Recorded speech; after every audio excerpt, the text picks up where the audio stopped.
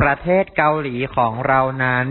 ฤดูใบไม้ร่วงสวยงามมากเวลาขึ้นเขายิ่งทำให้รู้สึกได้ถึงความสดชื่นและความสวยงามของธรรมชาติในฤดูใบไม้ร่วงจะสามารถมองเห็นความสวยงามของธรรมชาติประเทศเกาหลีของเรานั้นในฤดูใบไม้ร่วงสวยงามมากเวลาขึ้นเขายิ่งทำให้รู้สึกถึงความสดชื่นและความสวยงามของธรรมชาติ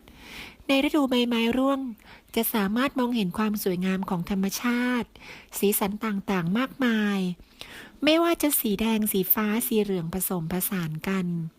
ทำให้เรารู้สึกถึงความงดงามจากธรรมชาติประเทศเกาหลีของเรานั้นฤดูใบไม้ร่วงสวยงามมากเวลาขึ้นเขายิ่งทำให้รู้สึกถึงความสดชื่นและความสวยงามของธรรมชาติในฤดูใบไม้ร่วง